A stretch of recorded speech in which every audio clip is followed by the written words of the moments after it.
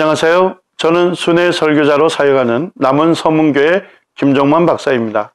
고린도전서 11장 2절에서 16절까지 기록된 사도들이 가르쳐준 실행에 대해서 하나님의 영광만을 드러내라는 주제로 강의하겠습니다. 사도 바울이 고린도전서를 쓴 목적 중 하나는 교회가 바울 자신에게 물었던 질문들에 답변하기 위한 것이었습니다. 사도 바울은 고린도전서 11장에서 예배에 관하여 제기된 두 가지 질문들에 대해서 답변하고 있습니다. 11장 2절부터 16절까지 전반부는 예배 중에 남자와 여자가 지켜야 할 질서를, 34절까지 후반부는 주의 만찬에 관한 잘못된 내용을 다루고 있습니다. 이제 다루게 될 11장 전반부는 많은 그리스도인들이 신약 성경 안에서 이해하기 힘든 내용 중에 하나로 여깁니다. 그로 인해 그간 많은 논쟁을 불러일으켜 왔습니다.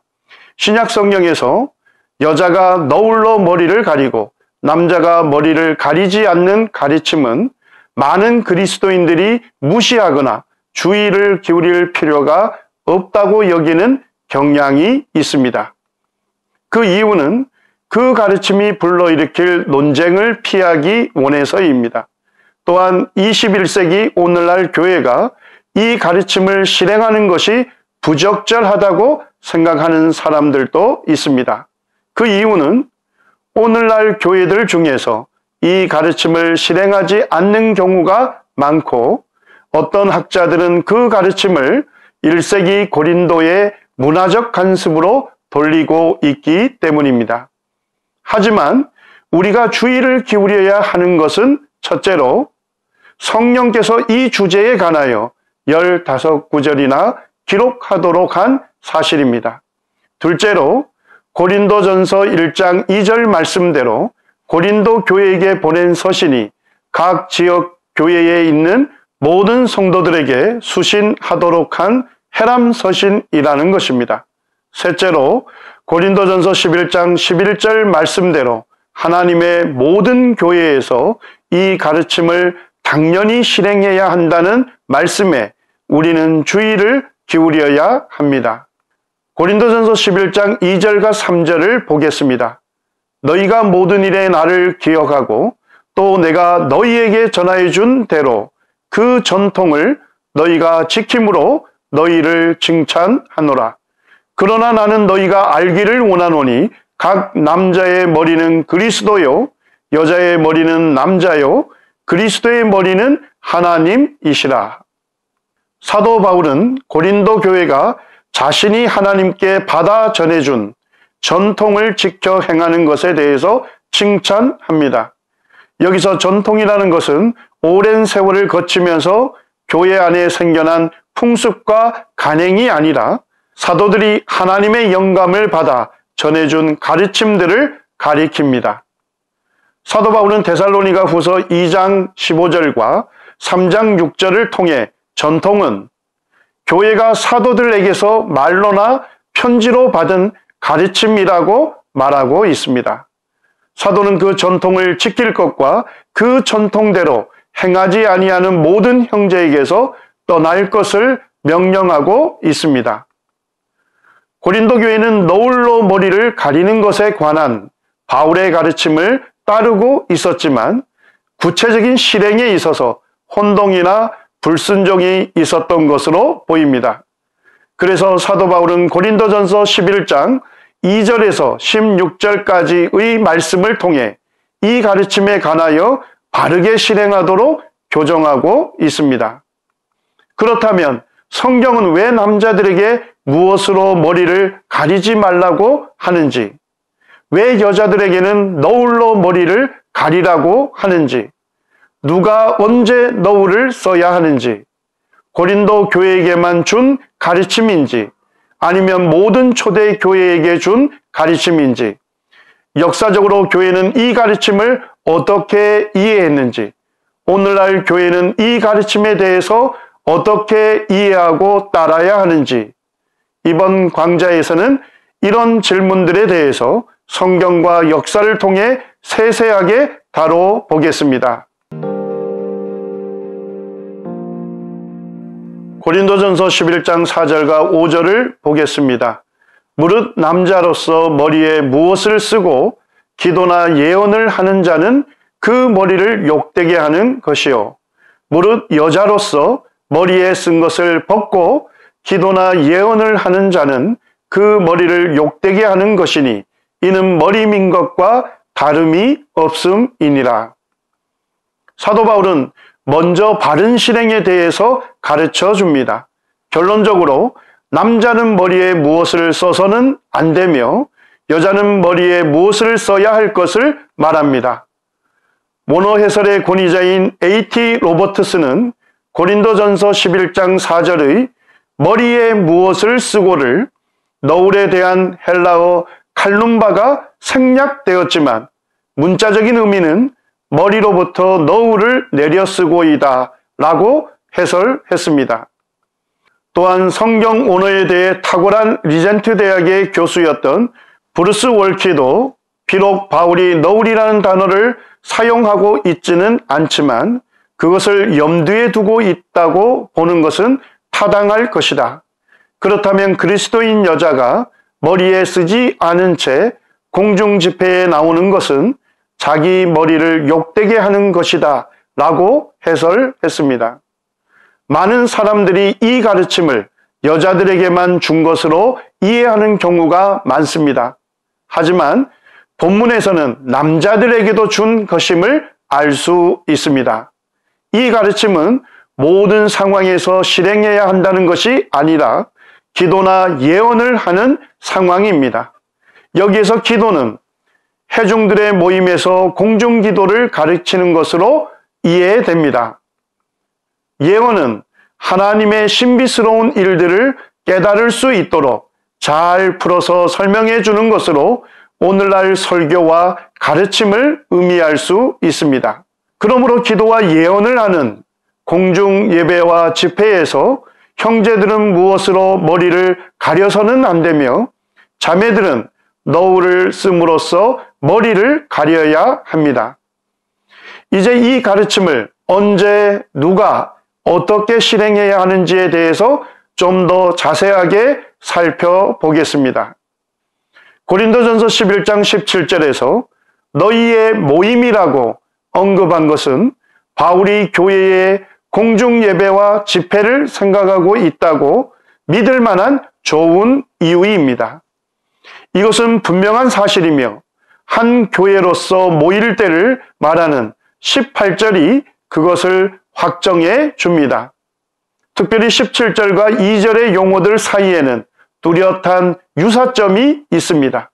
2절은 너희를 칭찬하노라로 시작하고 17절은 이 일에 너희를 칭찬하지 아니하나니로 시작합니다. 하나는 긍정적이고 다른 하나는 부정적이지만 사실상 동일한 그 표현들은 그 둘 다 공중 예배와 집회에서 성도들의 행동과 관련이 있음을 암시합니다. 문자 그대로의 뜻으로 볼 때 예배자의 상황이 동일한 공중 예배 상황임을 암시합니다. 너울의 교훈을 다루는 11장의 전반부를 공적이지 않는 모임에 적용하고 주의 만찬을 공적인 모임으로 주장하는 학자들이 있습니다. 만약 공적이지 않은 모임과 공적인 모임 사이의 가격한 변화를 생각한다면 나는 너희를 칭찬한다와 나는 너희를 칭찬하지 않는다는 대조의 적합성을 유지하기는 어려울 것입니다. 그러므로 고린도전서 11장 2절에서 16절까지의 본문은 공중 예배와 집회에서 남자와 여자의 실행을 다루고 있음을 알 수 있습니다.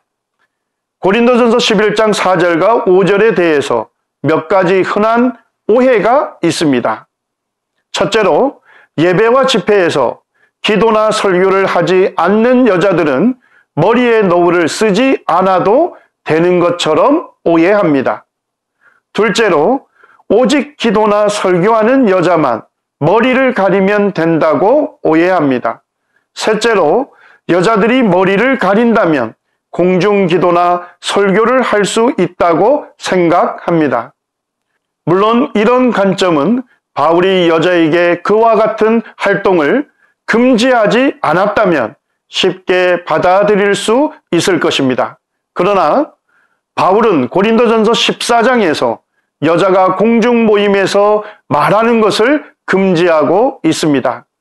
고린도전서 14장 33절과 34절에서 모든 성도가 교회에서 함과 같이 여자는 교회에서 잠잠하라. 그들에게는 말하는 것을 허락함이 없다고 말씀하고 있습니다. 결과적으로 바울이 고린도전서 14장과 다른 서신에서 분명하게 금지한 것을 11장에서 승인한 것이라고 생각하는 것은 불가능합니다. 따라서 우리는 바울이 11장에서 공중예배와 집회로 모일 때 여자들이 기도하거나 예언하는 것을 허락하지 않았다고 결론을 내려야 할 것입니다. 그렇다면 우리는 고린도전서 11장 5절, 6절, 13절을 어떻게 해석할 수 있을까요? 이 구절들은 분명하게 여자들과 관련이 있습니다. 공중 기도나 예언하는 것이 여자들에게 허락된 것이 아니라면 왜 공적으로 기도나 예언하는 여자는 반드시 너울을 쓸 것을 명령하고 있을까요? 고린도전서 11장 5절과 6절을 보겠습니다. 무릇 여자로서 머리에 쓴 것을 벗고 기도나 예언을 하는 자는 그 머리를 욕되게 하는 것이니 이는 머리를 민 것과 다름이 없습니다. 만일 여자가 머리를 가리지 않거든 깎을 것이요 만일 깎거나 미는 것이 여자에게 부끄러움이 되거든 가릴지니라. 고린도전서 11장에 나오는 구절들을 14장 33절에서 36절까지의 말씀과 조화되는 방법으로 해석하는 것이 가능할까요? 웨스트민스터 신학교의 조직신학 교수였던 존 머레이는 결론적으로 이것이 가능한 이유를 제시합니다. 첫째로 바울은 고린도전서 11장에서 공중 모임에서 기도와 설교하는 것에 대해 다루고 있습니다. 14장 33절에서 36절까지의 본문에서는 여자들이 공중 모임에서 기도와 설교하는 문제에 관한 지침을 밝혔습니다. 공중 집회에서 기도나 설교하는 것은 권위를 행사하는 활동들이며 그 권위는 창조의 질서에 따라 여자가 아닌 남자에게 속한 것입니다. 남자는 기도하고 설교할 때 이 권위를 사용하기 때문에 머리에 무엇을 쓰면 안 됩니다. 왜냐하면 무엇을 머리에 쓰는 것은 복종의 표시이며 자기가 다른 사람의 권위 아래에 있다는 것을 나타내는 의미입니다. 그러므로 남자가 기도나 예언을 할 때 자신의 머리에 무엇을 쓴다면 그것은 하나님께서 그에게 주신 영광을 가리고 그리스도의 권위가 아닌 다른 사람의 권위 아래에 있다는 것을 자처하는 것이 됩니다. 결과적으로 머리 대신 그리스도의 영광을 가리고 욕보이는 것이 되고 맙니다.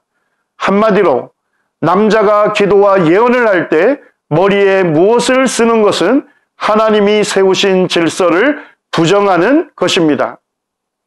둘째로 고린도전서 11장 5절, 6절, 13절은 여자들과 관련되어 있습니다.